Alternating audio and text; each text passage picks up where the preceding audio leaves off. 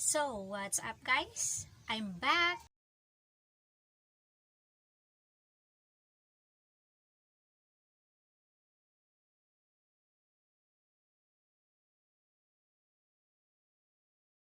And today's video, I am going to teach you on how to edit your video without watermark.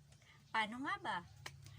So, tuturuan kita kung paano mag-edit ng video without watermark na wala pong binabayaran. So, stay tuned and watch these videos. And don't forget to like and subscribe.